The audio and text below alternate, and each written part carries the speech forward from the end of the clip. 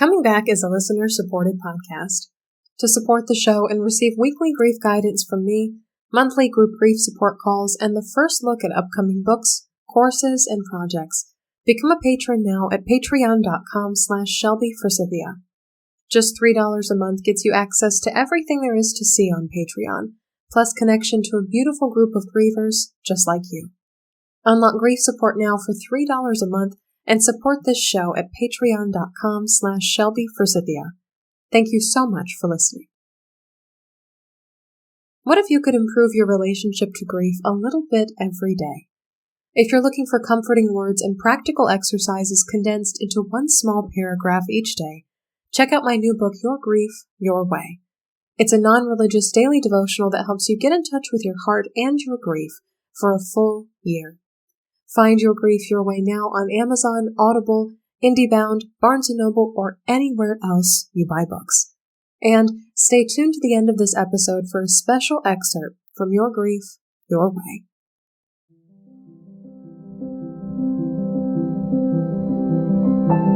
Hi there, and welcome to Coming Back, a podcast about coming back to life after death, divorce, diagnosis, and more.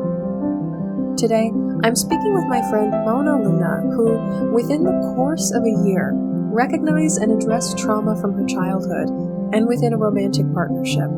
If you've ever felt like your loss doesn't qualify as trauma, or that you're selfish for working on yourself and your grief, oh my gosh, this episode is for you.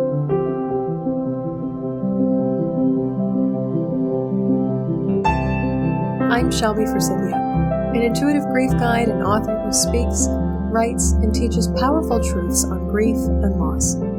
My mom's death in 2013 set me on the path to becoming a lifelong student of grief, and I use what I learned to create a world where grief is welcomed, normalized, and even embraced. Because even through grief, we are growing. Let's get started. Grief growers, I am so delighted and honored to welcome to Coming Back my friend Mona Luna, who hosts these wonderful gatherings, I'm sure we'll talk more about them, called Moon Circles, that have allowed me to get into deeper touch with my grief, but also just with myself as a grieving person. And she does so much more work in the intuitive space that we're going to get into in conversation today. So Mona, welcome to the show. And if you could share your experience with grief and loss with us. Hi, Shelby. Thank you so much for inviting me onto the show. This is such an honor. And thank you for the little share about the work that I do as well. So as I was thinking about what to talk about on the podcast today, I was like, I haven't had any big losses in the forms of death in my life. And I'm like, who am I to talk about grief? But then I was really remembering grief is so many things. It's a loss of anything. It's a loss of expectations, of identity. Even moving from one city to another or even one home to another can be grief as well. So that was just really, really reassuring in the sense that I can talk about grief in the larger context beyond physical loss. So two of the biggest grief times in my life, one was around the time that I started doing yoga and I started on this spiritual path and personal development and started getting body work and energy work and started going to therapy. And I really came to realize that, so I had this image in my mind of my childhood being all peaches and rainbows and sunshine. And a part of it was having been with a partner at the time who minimized all of my experiences, where he was like, if as long as you have a roof over your head and food on the table, then you're fine. So I just had stuffed so much down. And so when I started on this spiritual, I didn't intend on going into a spiritual awakening, but it sort of happened. I started to really see how much my dad's alcoholism had affected me over the course of my life. And it had just been stuffed down, way down, swept under the rug for decades of my life. So it was like this looking back on my childhood and starting to see like, oh, it actually wasn't as, it wasn't the like perfect picture that I had painted out, like, you know, because just because I always had the latest cell phone or whatever didn't mean that life was just peachy. So that one was really hard. It was a lot of stuff just around both of my parents, realizing like a lot around how I'd been treated.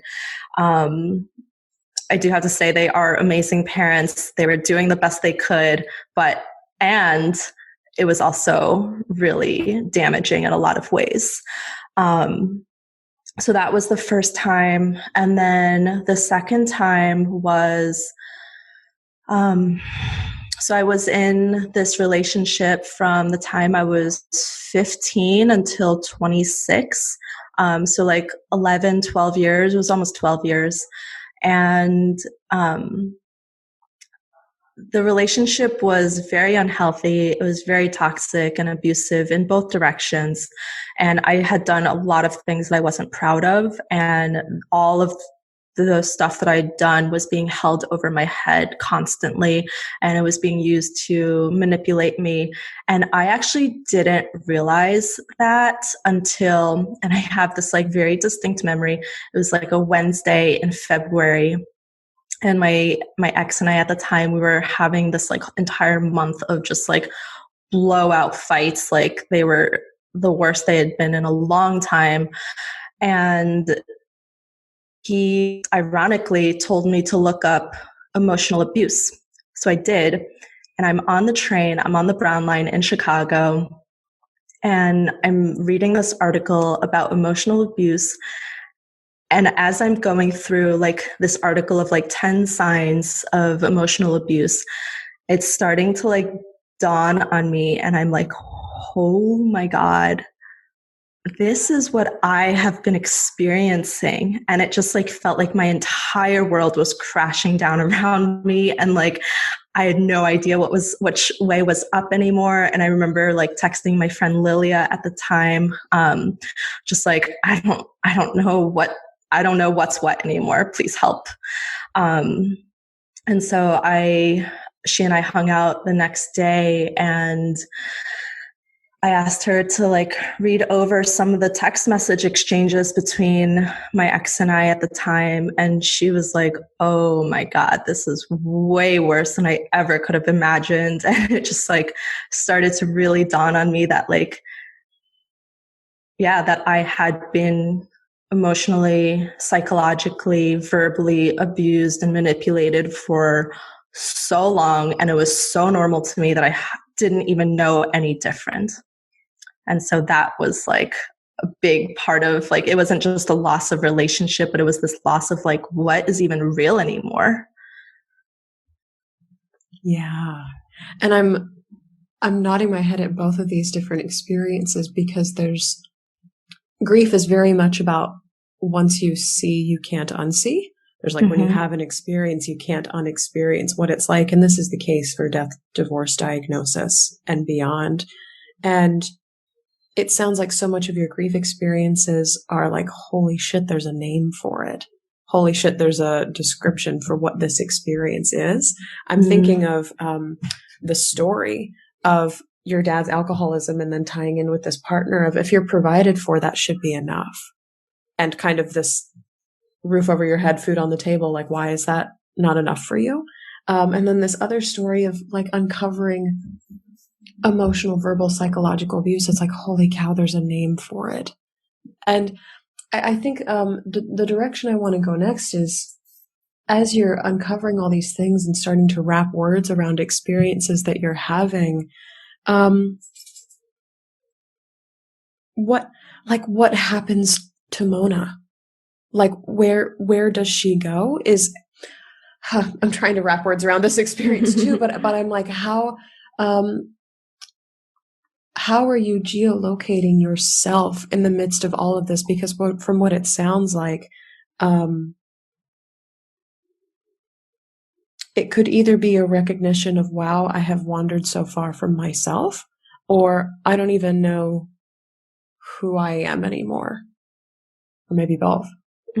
Yeah, I would say in both of these instances, and then I really love your reflection of how it's a naming of the thing, and like with that experience with my parents, the name that finally came to me was trauma and complex trauma, because prior to that, I had thought trauma was reserved for the big T trauma, meaning like death and natural disasters, war, rape. And I didn't know about the little T trauma, or just how trauma is basically anything that happens that's too much too fast. And so I had no idea that I had experienced trauma, and then came to learn, like, yeah, if you have a parent that has an addiction or an illness, like chronic, something that's chronic, that is trauma. So it was really like, I don't know, it was also this like loss of identity there, but also so reassuring, such a breath of fresh air to have a name to it.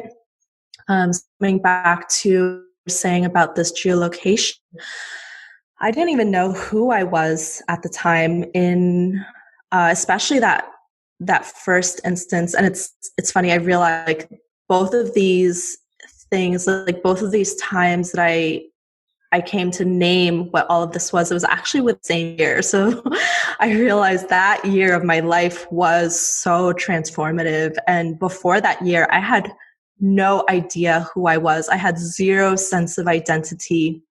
And I've heard this quote before of, who were you before the world told you who you were supposed to be?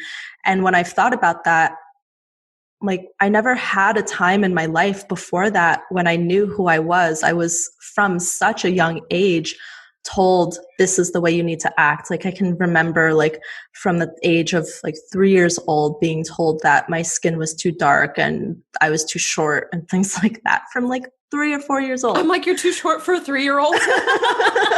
I'm laughing at that, but also like, ouch, to arrive into the world and be told you are already too small. Yeah. Wow. Yeah. So I didn't have a sense of identity. And so it was really like this beautiful, fresh start in a sense of learning, who am I? And that friend Lilia that I mentioned earlier, she started out as my life coach. And it's funny because I actually met you through her.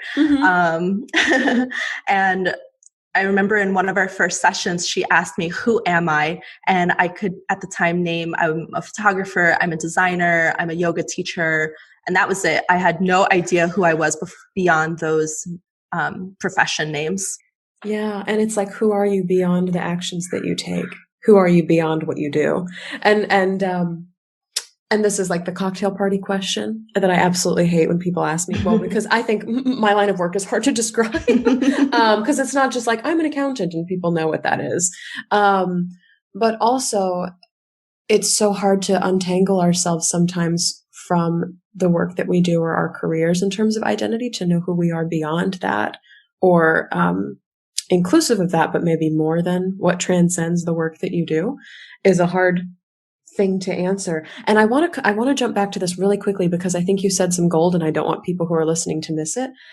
Trauma, the definition of trauma is that's too much, too fast.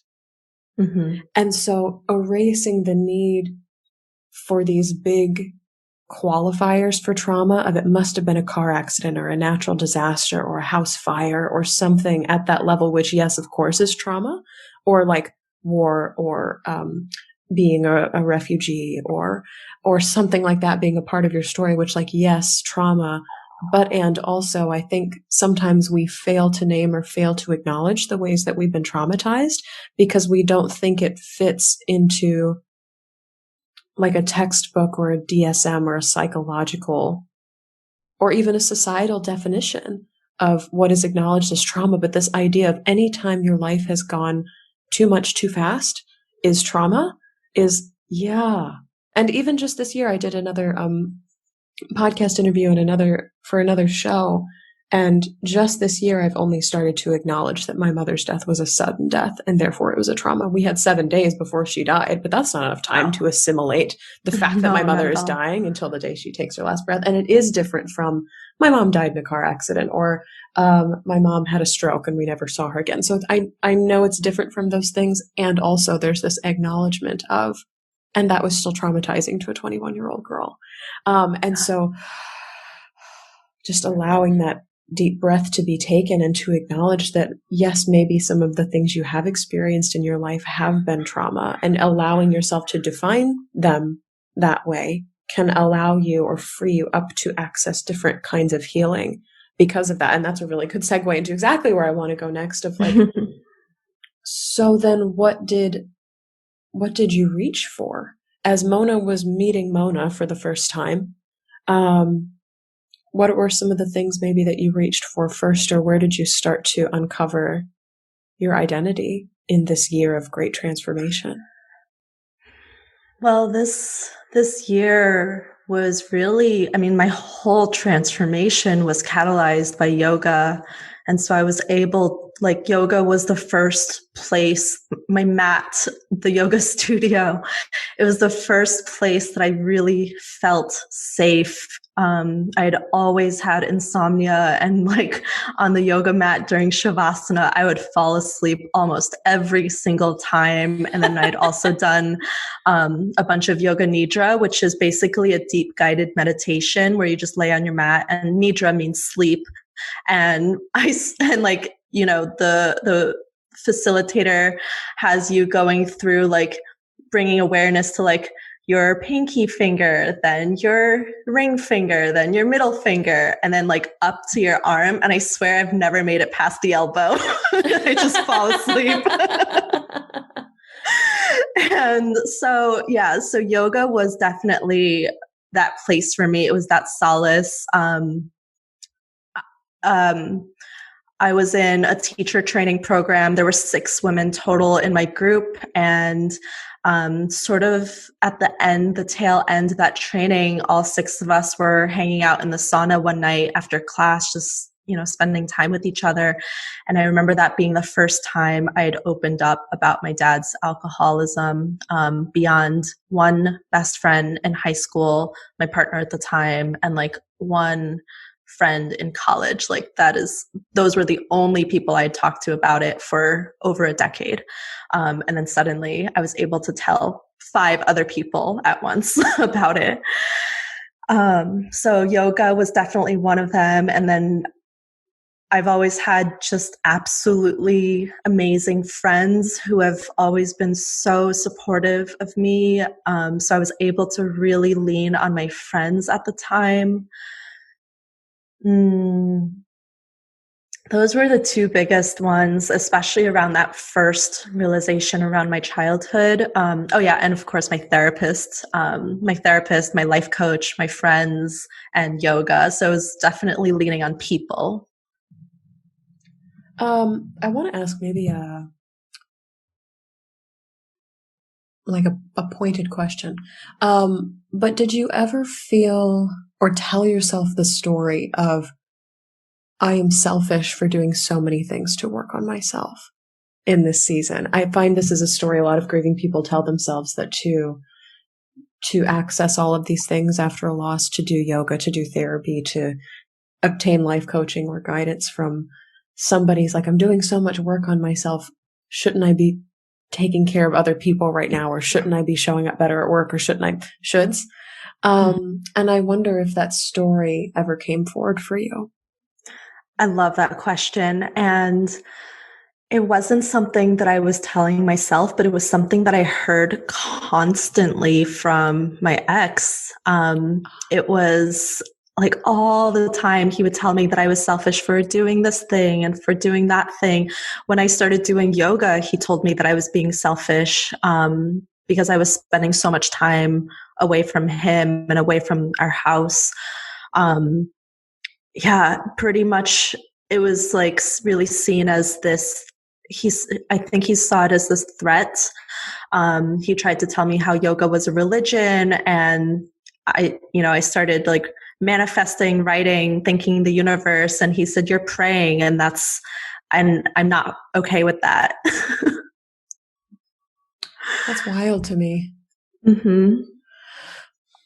You're praying and I'm not okay with that. Yeah. So it was not okay to be working on myself. He was very against any self-help book as well. So anything personal development was just like a no in his book. And so like I actually pushed a lot of that stuff away for a long time until I started getting into yoga, and it changed my life. And it definitely was the crumbling of everything in my life at that time. Yeah. And I want to get more into yoga and exactly how it helps, like logistically, but also psychologically, emotionally, mentally. I was literally speaking with somebody about this last night, and they were like, yeah, it's kind of hard to see what westernized society has done to yoga, because the speed of classes sometimes is so much that how can we get you to progress and progress and progress, as opposed to tune in, align with the breath, like really check in with your body and how it's doing. Because so many of my personal experiences with yoga have been like, how do I get into that fancy pose in half an hour? Instead of like, where are you? And that kind of coming back to the geolocation of where is Shelby in the midst of the larger world, and finding, like, dropping that pin on a map almost is how I see it in my head. And so when I do engage in yoga now, it's very like self-guided, or guided much more slowly by all the many wonderful practitioners on YouTube and Insight Timer and all the other wonderful places that they live. Yeah. So I'm wondering if you can share more with us about like how exactly yoga worked to unlock, so many of these stuck things inside of you, or maybe freed you in ways. Yeah. So I had done yoga like on and off since college.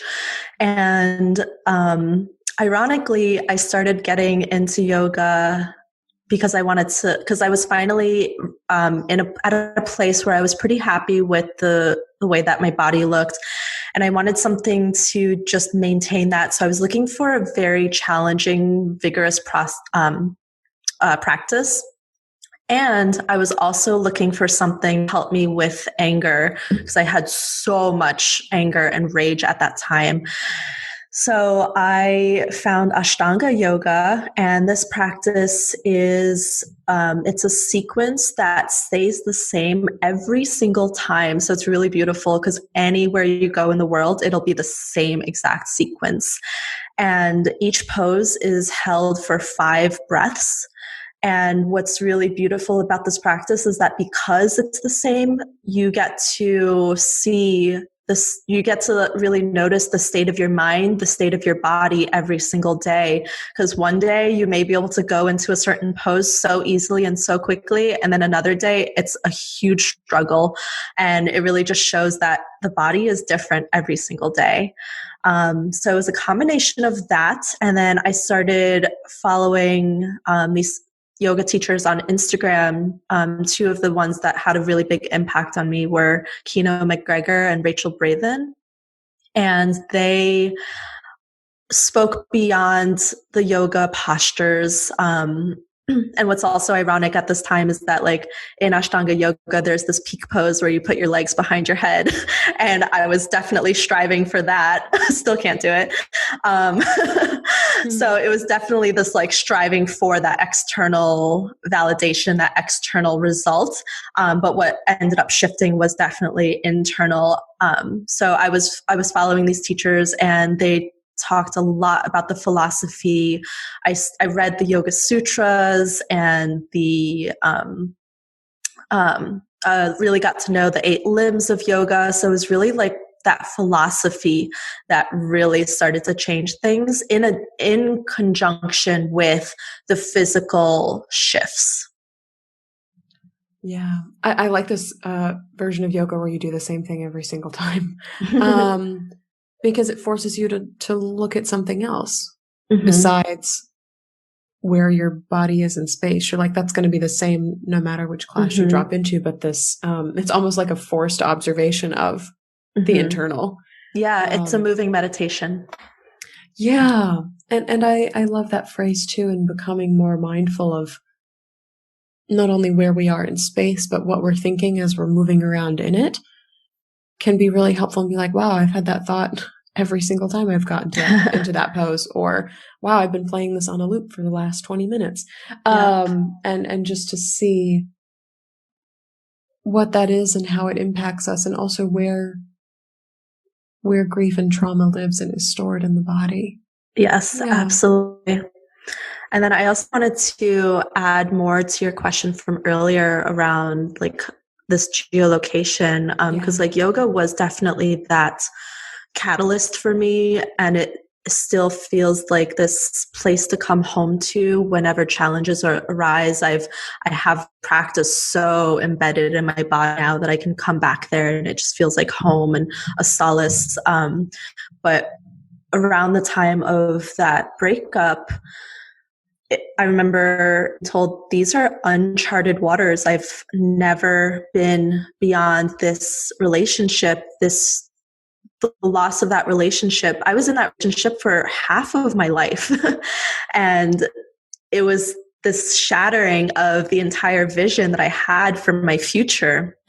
And during the next 6 months after that, the relationship, I went so deep into every single healing modality that I could get my hands on. And I think it was that period of time of really working on myself, getting to know myself, that was what actually brought me home to myself for the very first time.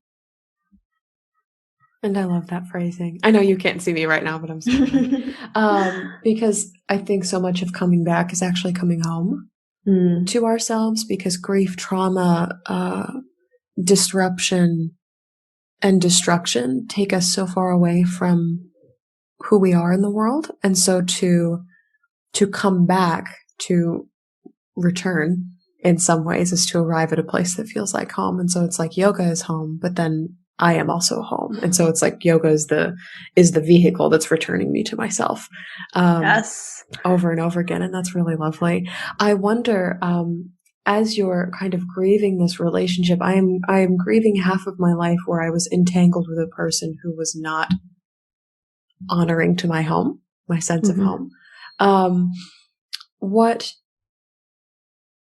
boundaries, stories, limits, narratives do you have in place now that maybe old Mona would have never considered having in place for herself? So where are you kind of drawing your own borders and bounds now to protect the sacred thing that is your home? I love that question. Let's sit with it for just a moment. Let's see. Well, boundaries. I didn't even know what boundaries were at that time. I still remember one of the last conversations that I had with him before I broke it off with him. I realized that, okay, so I just started to learn what boundaries were, and realizing that I had no idea what my own boundaries were. And I remember telling him that I needed some time to figure out what those boundaries were. And he said something along the lines to me of like, well, it's my job to honor your boundaries and to not cross them. And I'm like, but how are you supposed to do that if I don't know what they are? So yeah, the fact that I have boundaries now is a big deal. And just honoring my own energy and my own space, realizing even the physical space of my home, my physical home, really wanting it to be clean and tidy and neat and spacious. And that was something that I had no boundaries. I had no sense of self in the past, where whatever someone else wanted, okay, sure, then that's cool. I was really afraid of speaking up. I was afraid of sharing what I wanted. There has been, and this is still like a little bit of a lingering subconscious fear that if I speak up for myself, then I will be rejected or met with anger and violence, which is what happened in the past. So there's still that like little bit of lingering thing that I'm still working through. And then what were some of the other things you said? You said boundaries and then two other things. Stories and like narratives that you tell yourself now that are different. Yeah. Let's see. At that time, there was a whole lot of codependency. That was just what I knew as my normal. So it was always about the other person and their happiness and what they wanted and getting enmeshed in their stuff. And my value, my worth was so tied with being able to help others. I had no idea what my worth value in the world was beyond that. So it also led to some codependent friendships in addition to relationships. And it was like I needed people to need me. Mm-hmm. Kind of, and maybe this is me putting words in your mouth, so correct me if I'm wrong, but I need people to need me so I know what my purpose is. Yeah, definitely. Or so that I know I'm useful or that I'm worth something. Yeah. Yeah. I heard this quote the other day that like people pleasing is never about a relentless desire to serve other people. It's a relentless desire to prove to yourself that you're a good person. Yeah. And I was like, oh my God. I had a real ass moment with that one. I was like, excuse me. Yeah. Yeah, I agree with that. If I fail to please people, who am I? Does that mean I'm a bad person? It calls morality and value and judgment and worth into question, and that's a very scary thing to do. Yeah. Gosh, I love so much of this ongoing journey for you and homecoming, in a sense, for you is untangling and getting clearer and clearer and clearer. But I can't let you go without talking about color. Because something that I love so much about you, Mona, is your hair changes color all the time. And that's like a trivial thing I love about you. But then also it's kind of not, because it's like fun and magical and sparkly and vibrant. And there's almost this permission I feel from you of like, yeah, dye your hair, take up the space. Yeah. Be a color. And I'm like, yeah. And every time I see you, I feel connected to some sense of play or lightness. And now I mean, you and I have never had these conversations about your story before. I know it's very hard-earned, a hard-earned sense of play and light. I wonder if you can say more on that. It's really funny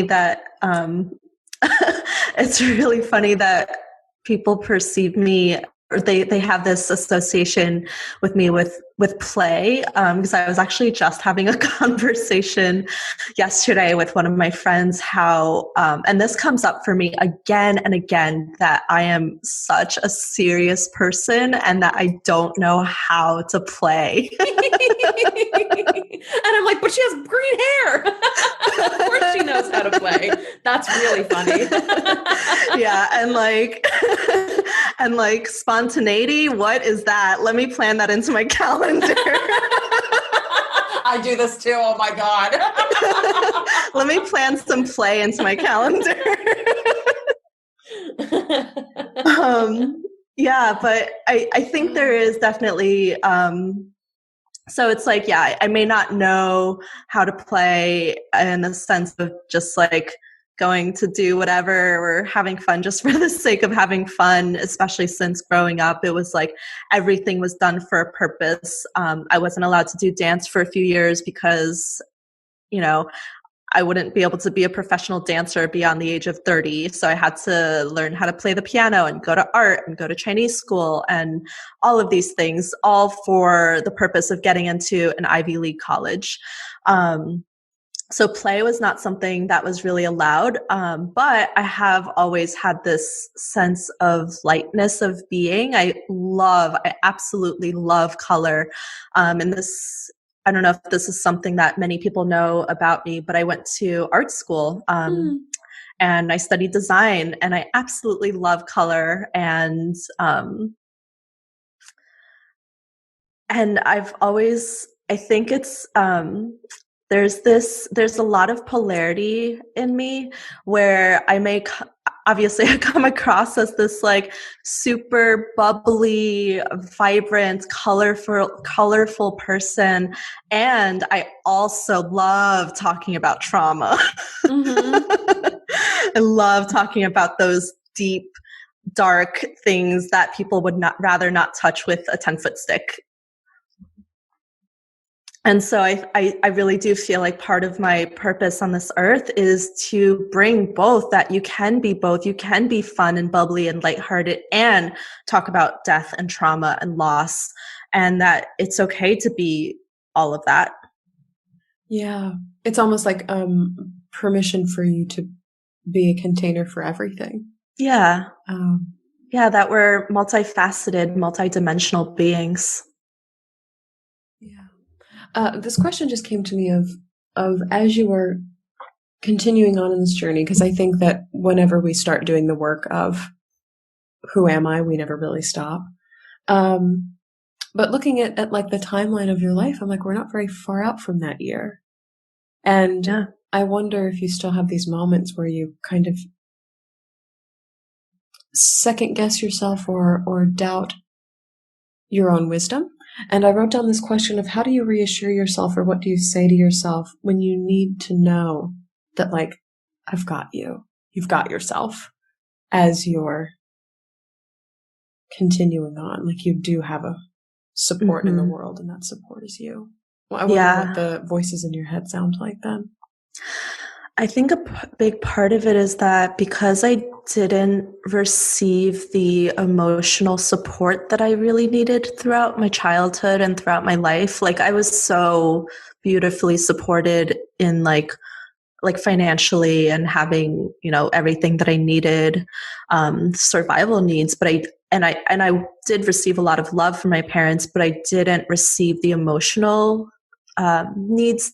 I didn't have a lot of my emotional needs met.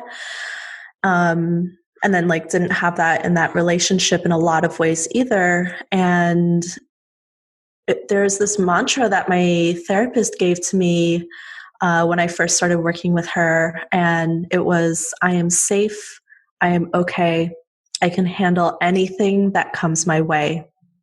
And I remember just like walking my dog and repeating that over and over and over again. And it's really become embedded in me and has really helped instill that trust. And so part of it is like, because I didn't receive that, because I didn't have my emotional needs met, and yet I've still been able to undo so much of that stuff in my life and heal so much, that I really have this proof now that whatever happens, I've got me and I am okay. So that mantra is a big part of it. And it's also just having all of these tools, like, my tarot cards and my connections with my friends and my journal, my body, my space, my time to myself. And it's whenever I actually connect with these things that I remember, anytime like the self-doubt is coming up, I can have a conversation with a really trusted friend, or I can just journal. And when I journal, I just get all of these downloads from source, from the universe, from my guides, that just remind me that it's okay. You've got you. We've got you. You're okay. Yeah. And I want to kind of circle back to something you said of like, look at what I was given, financial support and roof over my head and things like that. But look at what I wasn't given. And even still, how far I've been able to go. So now that I'm learning these skills and these practices of emotional support and spiritual support and mental support, it's like, how much farther can I open the door for myself? it was like, and I have stories about this too. It's like in childhood, I was given like half a platform to stand on. And I think so much of our work as adults is like building out the rest of that foundation for ourselves and continuing that story of, I've got you. In so many different ways. And I've got you is not necessarily I can make everything all better, but even when I'm working with clients and stuff, I'm like, look back across the course of your life and you have survived. You have lived up until this point, and taking care of a human being is hard work. So the fact that you are even here right now, here today is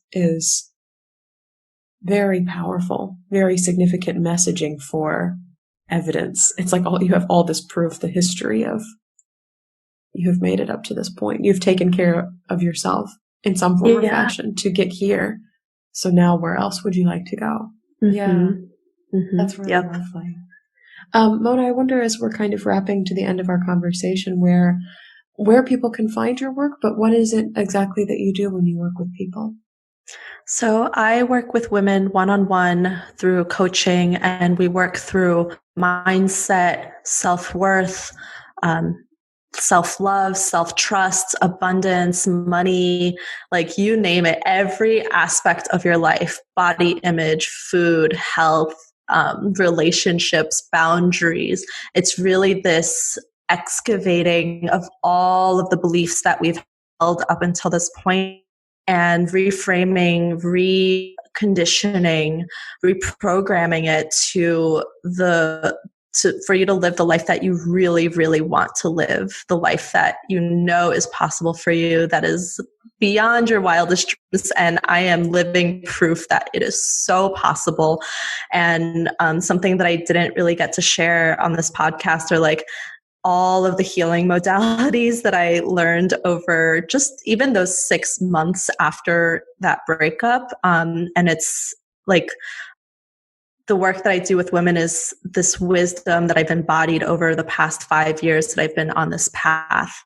And I love going deep. I love, a long so it's 6 months long, one-on-one, either weekly or bi-weekly sessions. And you can find me at my website, which is Mona Luna Love. So MonaLunalove.com, or on my Instagram at Mona Luna Love, MonaLunalove.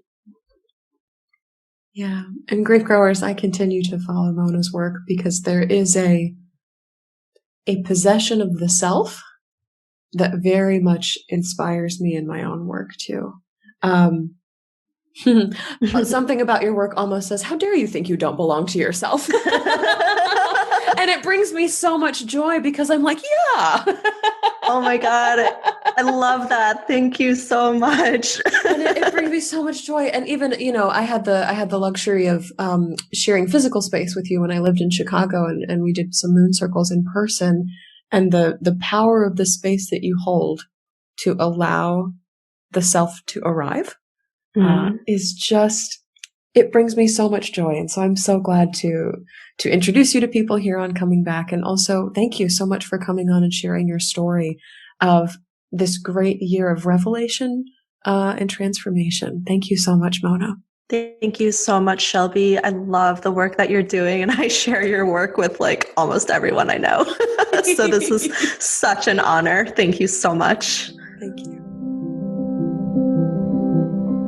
So that's all for this episode of Coming Back. Thank you so very much to my friend Mona Luna for coming on Coming Back to talk about what it's like to return home to yourself after grieving both childhood and being asked to be small in romantic partnerships. Mona came back by tuning into herself through yoga, leaning on friends, and working with a therapist. You can find out more about Mona's work, including her coaching and moon circles, which are my favorite offering of hers, at MonaLunaLove.com, and you can find that link in the show notes. You can find my new book, Your Grief, Your Way, 366 Days of Comfort and Practical Exercises After the Death of a Loved One now, wherever you buy books, and be sure to stay tuned after the credits for an excerpt from the book. If you'd like to get online grief support for just $3 a month, pledge to support this podcast on Patreon at patreon.com/ShelbyForsythia. You'll instantly unlock access to weekly grief guidance prompts and monthly live calls with me. Our next support call is happening Monday, November 16th at 5 p.m. Pacific Time.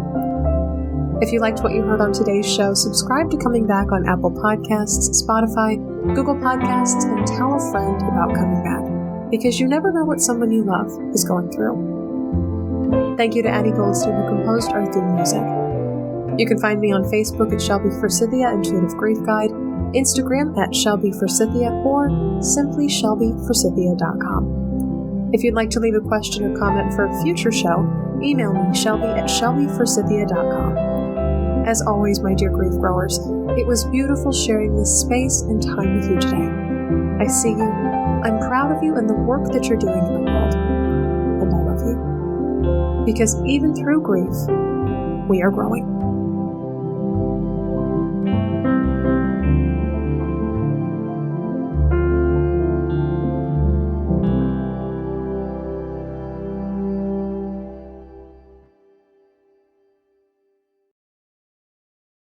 Thanks for tuning in to this week's episode of Coming Back.